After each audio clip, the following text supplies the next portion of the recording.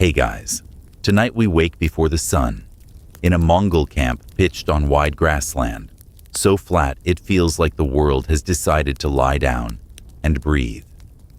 The sky is still dark, the stars retreating reluctantly, and your blanket smells of smoke, wool, and maybe cabbage. You sit up slowly, bones cracking in a way that suggests respect more than rebellion. And you probably won't survive this. Not because it's dangerous, but because you've agreed to cook for people who consider soup a diplomatic instrument and believe cumin solves everything.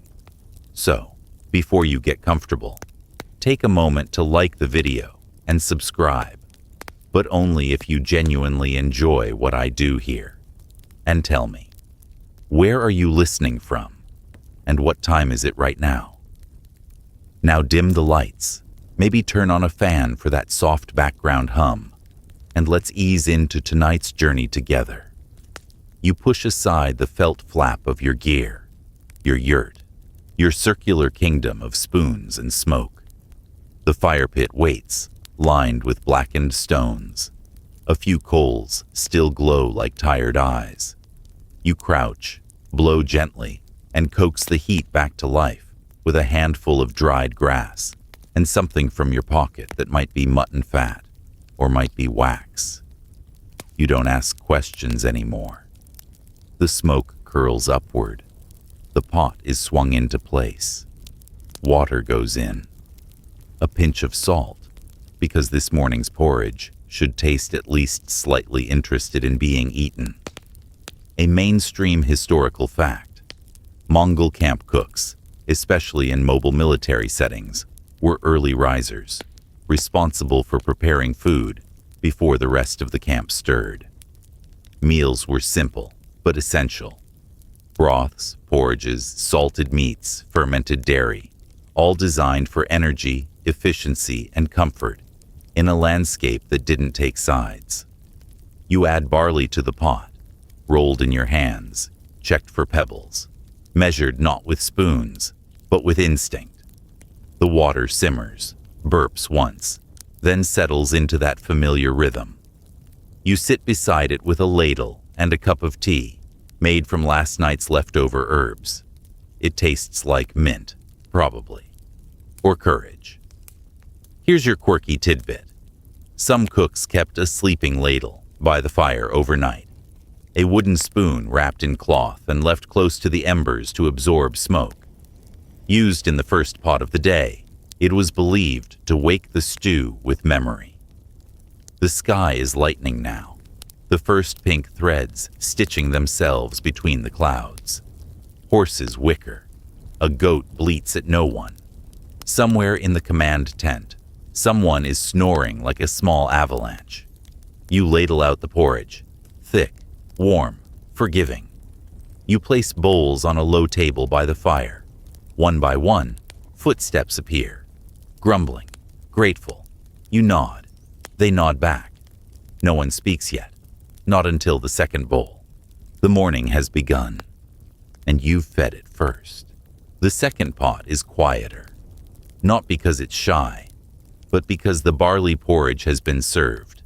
The early risers have shuffled back to their tents or over to the latrine bush, and now you stand in that thin slice of morning between needs. The fire is steady. The coals are cooperative. You stir the leftover porridge for a bit longer, just to hear the sound of it. Thick, soft, whispering to itself in bubbles. You lean against your stool and breathe in the scent of damp wool, cooked grain, and something mildly sour, wafting from the dairy tent. Right on cue, the goat herders arrive. You know this because one of them coughs like a man being punished by a yogurt spirit. The other carries a pail of fresh goat's milk, like it's a sacred offering, which, let's face it, it is. You lift the lid, dip a ladle, swirl, sniff. Still good, still suspicious. A mainstream historical fact. Mongol camps relied heavily on dairy, particularly from goats, sheep, and horses.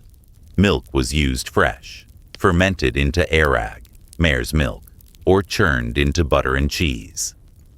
Camp cooks often had to inspect, rotate, and occasionally scold the milk supply for misbehavior. You carry the pail to your small bench, set out your morning tasting bowl. You sip. Sour, creamy, alive. Definitely arag. You nod. You make a note on your log. Milk, 2 buckets, not evil. Fermented properly. Slight goat rebellion at the lid, now resolved. Your apprentice arrives with a cloth bundle of dried herbs and a list of people who are allegedly sensitive to smells today. You glance at the list. It's half the camp. You remind him that smell is not an ailment unless it's burning. He hands you a second note from the dairy tent. Please remind General T that yogurt is not a mood stabilizer. You agree to nothing. Here's your quirky tidbit. Some Mongol cooks believed yogurt's quality could be improved by setting the pot in a tent corner that had been warmed by horses the day before. Whether this worked chemically or spiritually remains, unsurprisingly, unconfirmed. You pour the rest of the arag into a clay jug and bury it slightly in the earth to keep it cool. You wrap the opening with muslin, whisper a short blessing, because the milk has sharp ears. The sun has risen fully now. Shadows are short. Spoons clink from neighboring tents. You clean your pot, wipe your hands, and turn to the stove for the next task. Someone will want tea soon, possibly with mutton, possibly without explanation, and you'll be ready. You don't get much warning, just a grunt from a passing scout and a faint rustle at the tent flap, enough to let you know the general is up and expects tea. Not in a demanding way. In the way one might expect the sun to rise or the fire to stay lit. It simply must happen. You reach for your tea pouch, the good one, with leaves from the southern trade route, dried rose petals, and 2 crushed berries you can't identify anymore, but have come to trust. You set the kettle over the flame and add water with a precision that only comes from knowing your audience will detect a 1-degree difference in temperature. A mainstream historical fact.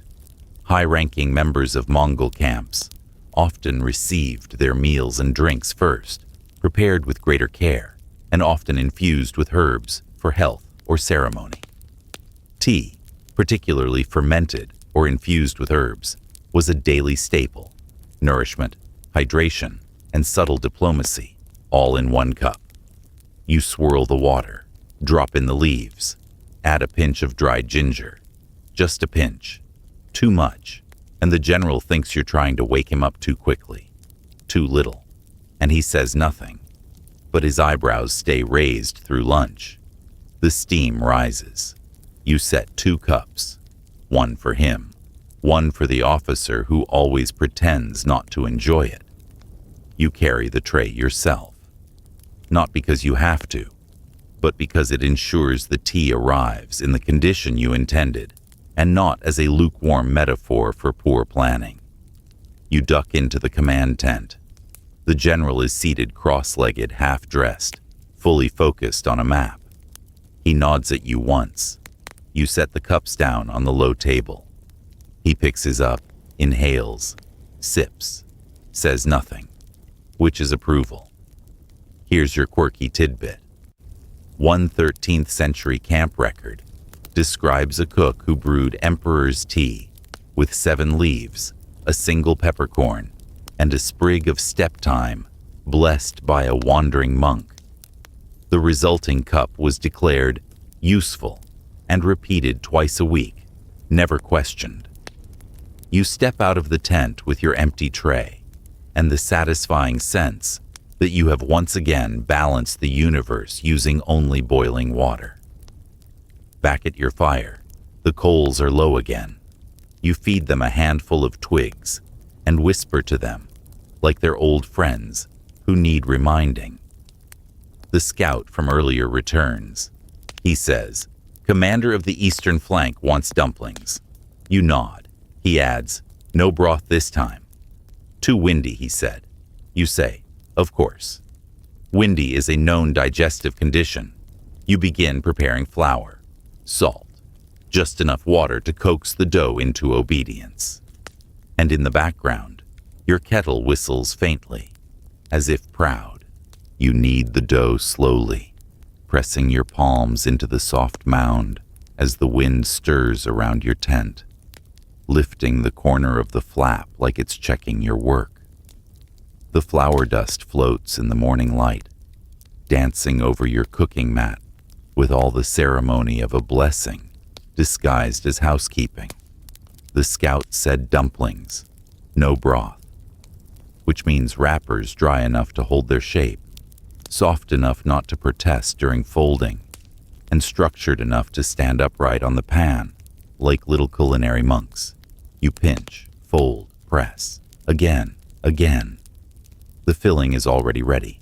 Mutton, a dash of onion, crushed cumin, and just enough garlic to avoid complaints, but still silence mild dissent. You hum while you work. A mainstream historical fact. Dumplings were common in Mongol cuisine. Portable, nutritious, easily cooked over fire or steam. Whether fried in fat or boiled in broth, they were often filled with seasoned meat, preserved vegetables, or, on rare days, a lucky walnut. You line the dumplings on a cloth, spacing them evenly like tiny soldiers awaiting command. You heat the pan, add a sliver of lamb fat, and set each dumpling down with the care usually reserved for new horses. They sizzle, quietly, approvingly. Your apprentice arrives with a message. The commander of the western flank says he also wants dumplings, but with broth and a slightly different level of salt. You nod. Of course he does. You begin a second batch. This time, you thin the dough slightly. Add a bit of dried celery leaf to the filling, just a trace. You boil a small pot of water. Infuse it with ginger and bone scraps from yesterday's stew. Salt, 1 pinch, then 2. Taste, just right. Here's your quirky tidbit. Some Mongol cooks claimed the dumpling fold reflected the cook's mood. Too tight, and the filling burst.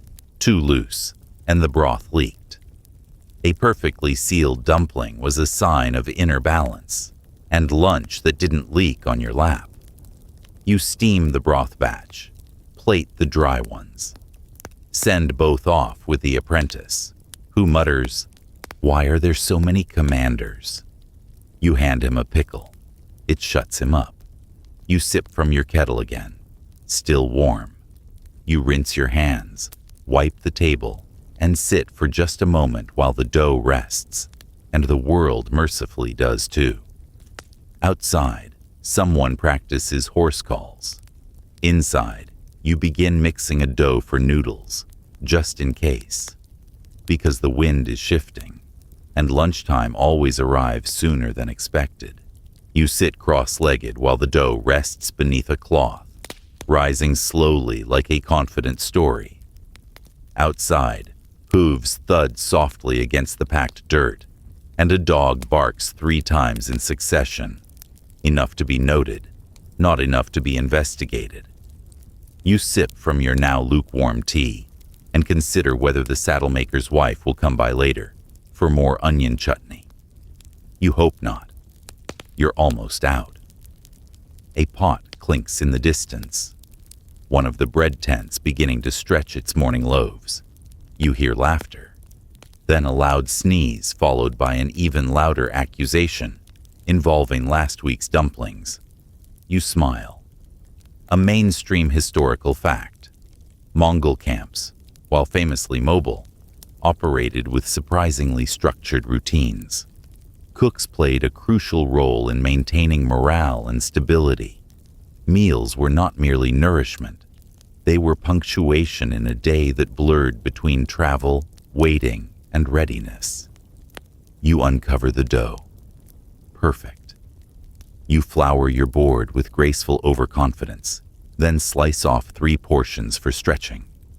The noodles today will be for the archers, requested in advance with a sketch of a bow and the word urgent written in charcoal on a goat hide. You begin rolling, then stretching. The dough pulls into long ribbons, slightly uneven, thoroughly respectable. Here's your quirky tidbit. Many Mongol noodle recipes were passed down orally and memorized by rhythm rather than measurement. One mnemonic began, 2 fingers wide, 1 horse's breath long, boiled until the broth dreams. No one knew what that last part meant, but everyone agreed the timing worked. You set the noodles in the pot with broth that's been simmering since sunrise, bones, salt, garlic, and a single clove for mystery.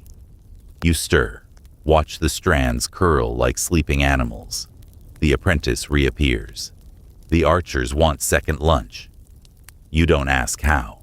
You fish out a noodle, blow on it, taste. It's soft, salty, satisfying. You nod. Pour 5 bowls.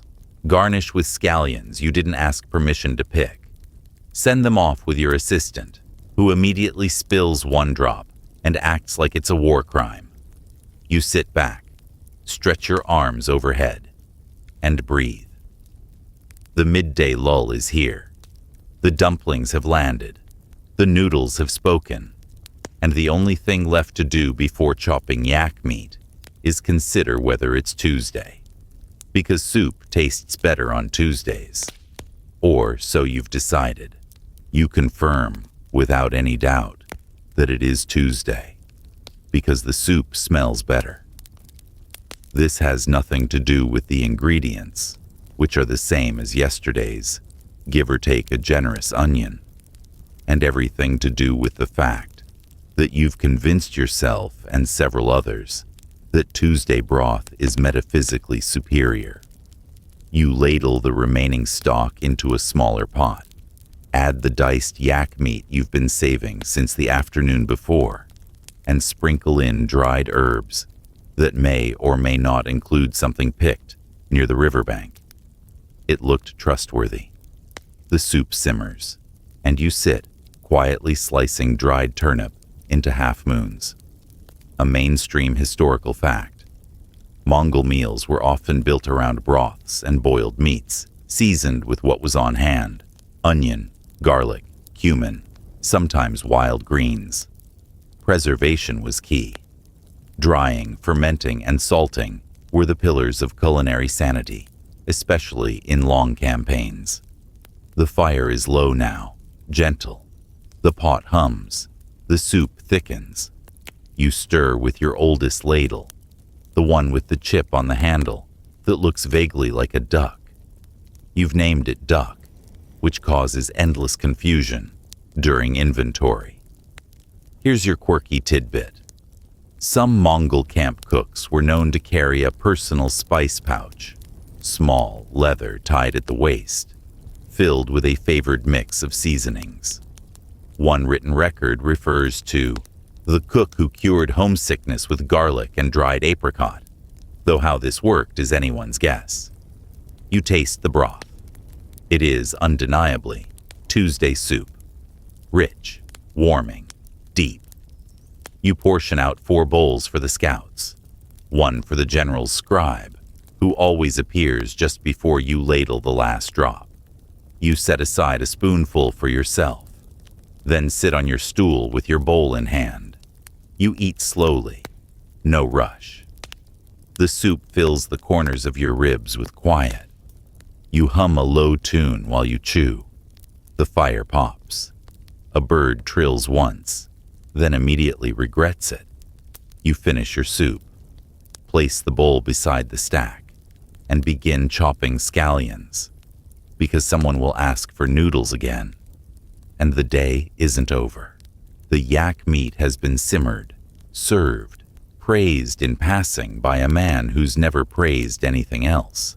And now all that remains is a stack of clean bowls and a pot, still radiating faint heat, like it doesn't want to admit the meal is over.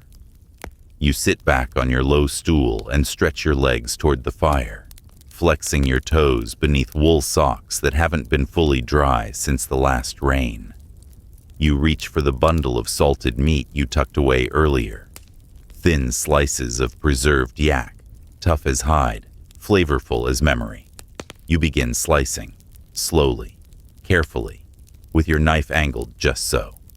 A mainstream historical fact: dried meat was a cornerstone of Mongol military cuisine.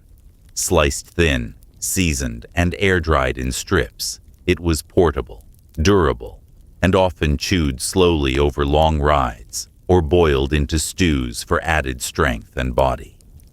You lay the slices on a flat stone, sprinkle them with a dusting of ground cumin and dried garlic leaf, and let them sit while the fire drifts into a quiet glow. You hum a bit, an old cooking song, not for rhythm, just to keep your brain from wandering into more onion math, because soon it will be onion time. You reach for the sack, pull out 5. Too many. You keep 4. Set 1 aside for bartering. You begin chopping. Here's your quirky tidbit. Mongol cooks were known to recite short poems or jokes while dicing onions, believing that laughter balanced out the sting. One classic couplet: "The goat smells nothing, the onion cries for both." You mumble this to yourself as tears prick your eyes, not from sadness, but from tradition. The chopped onions go into a shallow pan with a splash of yak fat. They sizzle softly. You add a pinch of mint, just a pinch. The smell is contemplative. You stir, taste, nod. This pan will become the base for dinner stew, or perhaps a second batch of noodles if the archers return hungry again. You wrap the salted meat in a cloth and place it near the embers to soften slightly. You wipe your knife on your apron, fold the onion skins into a bundle for compost, and lean back, just briefly, just long enough for your hands to rest, your knees to pretend they're 20 again, and the smoke to carry your thoughts somewhere between spice and sky. The sun has tipped westward now, the shadows stretching long like someone's making a point. You hear the familiar shuffle of boots across packed earth, scouts returning, half a dozen riders moving quietly, punctuated by the sound of someone carrying too many things and dropping most of them. Your apprentice arrives with a rabbit. It is not skinned, it is not cooked. It is, however, proud. He sets it on your prep stone with a look that says, "Please be impressed," and a faint dusting of grass across his sleeves. You raise one eyebrow. He adds, "The hunter said he owed us for yesterday's soup." You nod, accept the bribe, begin prepping. A mainstream historical fact: Mongol camp kitchens were often given meat from hunters, either as tribute, repayment, or goodwill. Cooks needed to be resourceful, stretching a single rabbit into stew for 8, or at least creating the illusion of abundance with onions, broth, and generous dumplings. You skin it quickly, efficiently. The meat is lean, sweet-smelling, good. You cube it and drop it into the still warm onion pan with a clink and a sizzle, adding dried plum, cracked black pepper, and a drizzle of sour yogurt. The fire picks up. You let it stew. The air is full now, of spice, smoke, and the faint hope that dinner might be more than a negotiation. Here's your quirky tidbit. One camp recipe called for rabbit with juniper and ground-dried apricot, boiled together until the meat becomes forgetful and the bones hum softly. No one knows what that means. Everyone agrees it's delicious. You add a pinch of salt, stir, sit back, let it cook. Your apprentice watches, then asks, "Do you think we have enough bowls?" You laugh softly. We never do. You prepare dough for drop dumplings, flour, water, salt. No egg today. You pinch and roll small pieces, dropping them into the bubbling rabbit broth one by one like tiny edible promises. Steam rises. Dinner thickens. Voices begin to gather near your tent, casually close. Coincidence. You ladle out 8 bowls. 9, just in case. They vanish into waiting hands. You save one for yourself. Sit cross-legged. Eat slowly. The rabbit is soft. The dumplings like clouds. The broth is a map of salt, onion, and a flavor you can't name, but trust completely. You scrape the bowl clean.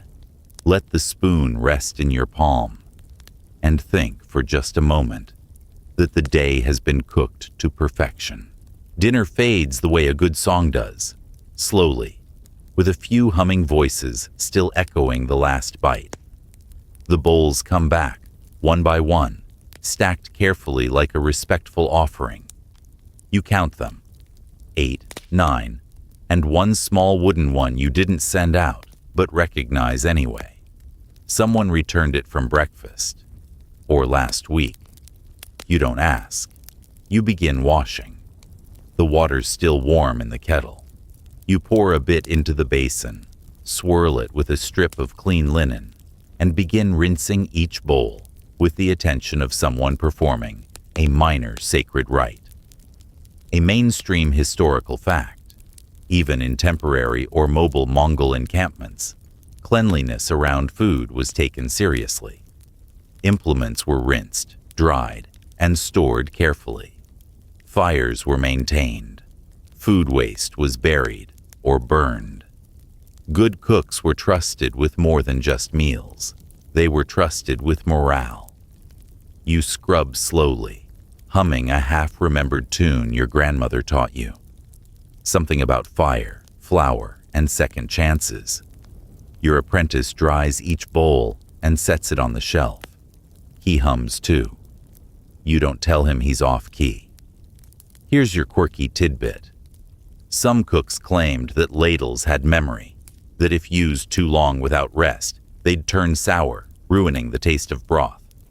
A good cook rotated spoons like horses, well-fed, well-oiled, occasionally complimented. You clean the ladles last, one by one. The oldest first, its handle worn smooth, where 3 generations of cooks have gripped it during windstorms and over-salted experiments. You count your spoons. 5 metal, 3 wood, 2 missing. You write that in your ledger with appropriate dramatic flair. Spoons, unaccounted for, suspected of fleeing with pickled beets. You smile at your own joke. Your apprentice doesn't laugh. He's asleep in the corner, curled like a comma, a clean towel under his head, and a half-eaten dumpling still in his hand. You cover him with a spare shawl, then sit again, watching the coals dim.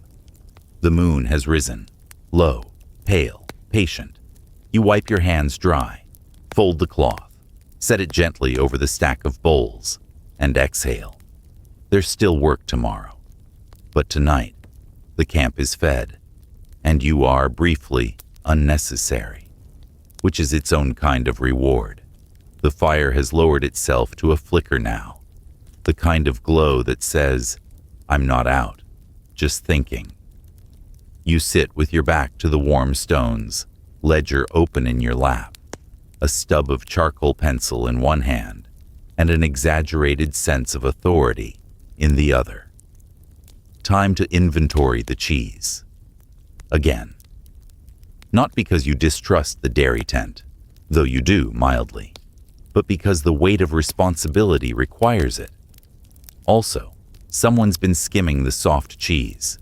You begin your count, which is more spiritual than scientific.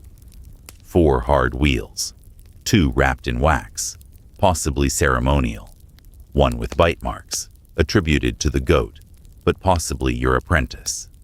3 balls of dried curd, wrapped in linen and dignity, and 1/2 tub of strained yogurt you're emotionally attached to. A mainstream historical fact. Mongol dairy was as complex as their cavalry formations. From arag, fermented mare's milk, to hard cheeses, soft curds, and tangy yogurts, the dairy tent was a hub of nutrition, trade, and mild gossip. Records show that some cooks kept ledgers that doubled as poetry and inventory. You make a note. Cheese count stable. Emotional investment, moderate. Smell, acceptable. Here's your quirky tidbit. Some camp cooks believed cheese absorbed the mood of its handler. A happy cheesemaker meant a smooth finish. An irritated one? Cracks and weeping. One document even blames a sour wheel on the cook's unfortunate romance with a horse groom. You close the ledger, set it beside your spoon roll, unwind your apron, fold it once, then again. It still smells faintly of cumin and rabbit. You pour yourself a thimble of fermented milk, not because you enjoy it, but because tradition insists. You sip. It puckers your mouth. You nod approvingly. The moon has shifted higher now, casting pale lines across the packed dirt. You count the lines. Count the spoons again. Add a doodle of a suspicious cheese in the margin. Then you rise. Drape your towel over the wash basin and glance one last time at the horizon. Tomorrow will come, with its onions, its pots, its guests who never RSVP. But for now, you've tallied the cheese, and you can sleep like someone who knows exactly how many curds are in their care. It's well past the hour when anyone should be baking, which is exactly why the bread tent is alive.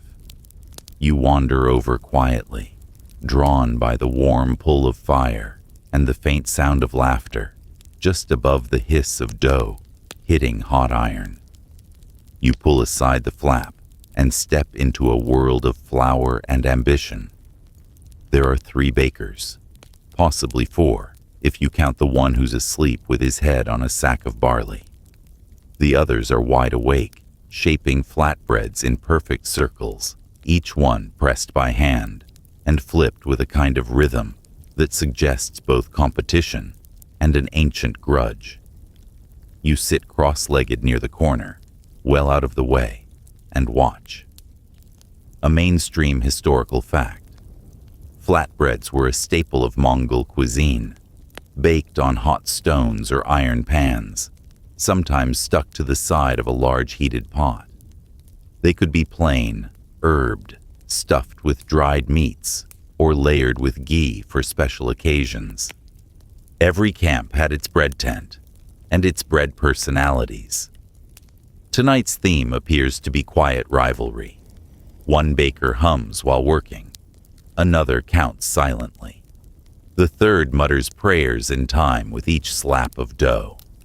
You pick up a raw piece of flattened dough, stretch it once, twice, then set it on the edge of the stone without fanfare. The first baker snorts. The second grins. The third nods, as if you've entered an unspoken agreement. You flip the bread just as it begins to puff. Here's your quirky tidbit. Camp lore said the best bread always came from late-night batches, touched by starlight, not expectation. Some even believed that sleep-laced hands made softer crusts. One cook claimed, "I bake best when I've already forgotten I'm baking." You pull your bread off the fire, tear it gently. Steam escapes like a blessing. You dip it into a pot of clarified butter someone forgot to put away. It tastes like smoke, salt, and contentment. You share the rest. No one speaks, just nods and warm eyes. You leave with 2 spare rounds, folded neatly in cloth, still warm. One for breakfast, one for anyone who needs reminding that flour and fire still know how to comfort. You return to your tent, tuck the bread beside your ledger, and sleep, finally, feels possible. Before sleep can truly take you, there's one last request. A soft cough near your tent flap, and a voice that's almost embarrassed to ask. "Tea?" Someone whispers. You sigh, in the kindest way possible. Because of course, there's always one more cup to brew. You light a small coal in the brazier, Nestle the kettle above it and fetch your pouch of wild herbs, a mix of mint, sage, and a few leaves you picked near the river and haven't formally identified. They haven't caused complaints yet. You don't ask what kind of tea is needed. You can tell by the way the voice asked, quiet, tired, not sick, but frayed. You crush a bit of ginger with the back of your spoon, add it to the pot, sprinkle the herbs, pour water. The kettle sings in whispers. A mainstream historical fact. Herbal teas were common in Mongol camps, used for everything from digestion to dream enhancement.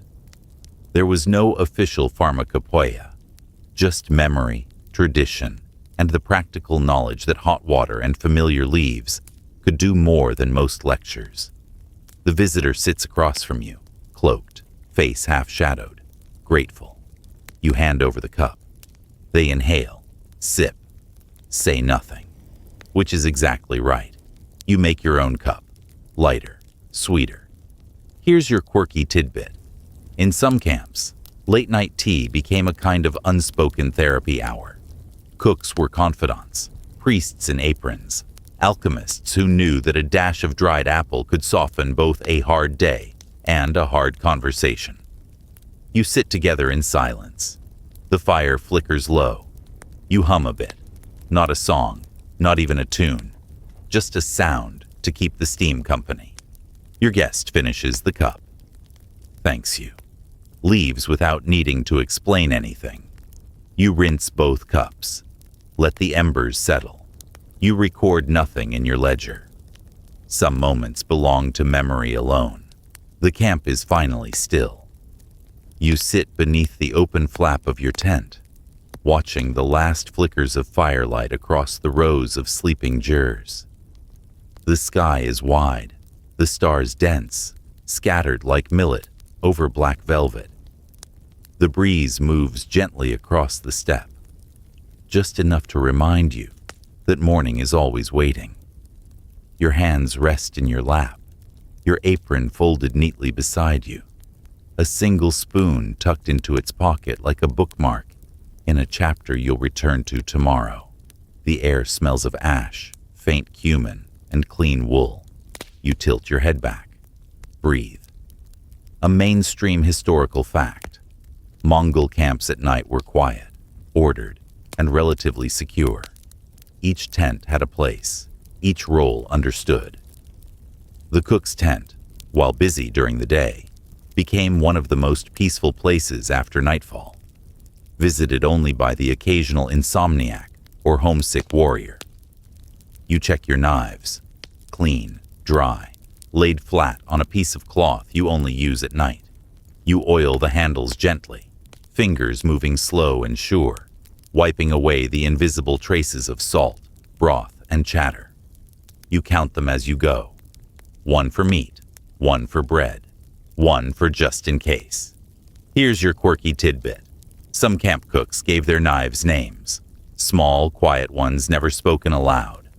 One blade, passed down 3 generations, was simply called the Slicer of Truth. Another was nicknamed Little Goat, Sharpest Tongue. It was never used on goats. You set each tool aside, fold the cloth, tie the bundle. You write one final line in your ledger, all fed. 2 compliments, 1 dumpling-related injury, no casualties. You pause, then add, herbs for tomorrow, more mint, less daring. You sip the last of your cooled tea. The stars above blink slowly. The fire inside your tent has dimmed to a soft glow, more ember than flame, but warmer somehow. You pull your blanket around your shoulders and think, for the first time all day, not of food, but of dreams. You lie down slowly, joints murmuring with the contented kind of ache that follows a day well fed and a fire well tended. The coals crackle quietly a few feet away, tucked in their stone nest, still keeping watch like tiny orange eyes that blink just once every few seconds. The tent is warm. The wind outside has calmed. You hear a distant snort, probably a horse, possibly your apprentice. Your blanket smells faintly of broth and thyme, and you're not even sorry. A mainstream historical fact. Mongol camp cooks often slept in their workspaces, close to the fire, tools, and provisions. While others rotated in and out of guard duty, the cook kept a different vigil. Over fuel, warmth, the quiet simmer of dawn, preparations already whispering in the dark. You adjust your sleeping mat, smooth out the fold in your apron, and tuck a spoon under the corner of your pillow. Not because you need it, but because it feels like a ritual now. You close your eyes. Here's your quirky tidbit. Some believed sleeping with a cooking spoon nearby kept one's thoughts gentle, the dreams savory, and the belly brave. One cook even carved prayers into the handle, one for sharpness, one for sweetness, and one just marked, "Don't burn the stew." The night holds still around you. Someone coughs once. A dog whines briefly and then goes silent again. You feel your breath slow, your limbs settle, your thoughts begin to soften into images, steam rising from a pot, the perfect fold of dough, the quiet moment just before the first ladle is dipped. You dream of knives so sharp they hum, of herbs that grow in orderly rows, of soup that never overboils. The stars outside do not blink.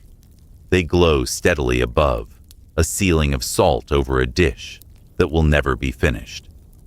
You drift at last into the deep sleep of someone who has counted every bowl, wiped every ladle, and left the fire exactly as it should be. Morning arrives without a sound. The light sliding through the tent's seams like flour through your fingers. You stir beneath your blanket, warmth still lingering on your chest from the coals, and something like contentment in your bones. You sit up slowly. Stretch. Your spine offers a chorus of small clicks that, by now, feels like a greeting. The spoon under your pillow has shifted. You find it, tuck it back into your apron pocket where it belongs, and step outside into a world still fogged with sleep and smoke. A mainstream historical fact. The daily rhythm of a Mongol camp was precise, but never rushed. The cook's job began before the horses stirred, before the maps were unrolled, before the scouts sharpened their sarcasm. To feed was to prepare, to anticipate, to listen, and to know that hunger has its own calendar. You light the fire again. Not a blaze, just enough to whisper over the stones and remind the pot who's in charge. You drop in water, salt, a few leftover grains. The porridge begins. You hum. Check your spoons. All accounted for. No new injuries. You pull out your ledger for one last line. Fire lit. Day warm. Dream remembered. Here's your quirky tidbit. Some camp cooks marked seasons not by calendars, but by which stew ingredients began to vanish. One wrote, "Today, no garlic. Must be midsummer." Another noted, "Chili ran out. Time for diplomacy." You stir the pot once, twice. Watch the steam rise into a sky already brightening beyond the horizon. Someone yawns nearby. A horse shakes its mane like a dusty curtain. Your apprentice appears, sleepy-eyed, chewing last night's bread. You hand him a bowl. He grunts thanks. You pour your own. Sip. The morning tastes like barley and peace. You sit beside the fire. Let it warm your face, and feel, for the 1,000th time, that feeding people is the most patient magic of all. Wind down. And now, with the spoons clean, the broth cooled, and the stars giving way to the day, let your breath slow. You've chopped and stirred. You've counted bowls and whispered to coals. You've tucked dough into warm pockets and herbs into water, and watched the steam rise like prayer. Let all that rest now. Let the fire fade. Let the scent of soup drift into memory. You do not need to lift the ladle again tonight. The soup will wait. The stew will dream. The knives are dry. The cheese is tallied. And you? You have earned your sleep. So close your eyes. Let the wind outside your tent settle into stillness. Let your thoughts fold like dough between warm hands. You've cooked your day. You've written its recipe in the shape of a flame, the scrape of a spoon, the hum of bread browning just right. No one is asking for more. Not tonight. Just rest. The camp is quiet. The moon has gone to sleep. So should you. Now, dim the lights and sleep well. End of script. Sweet dreams.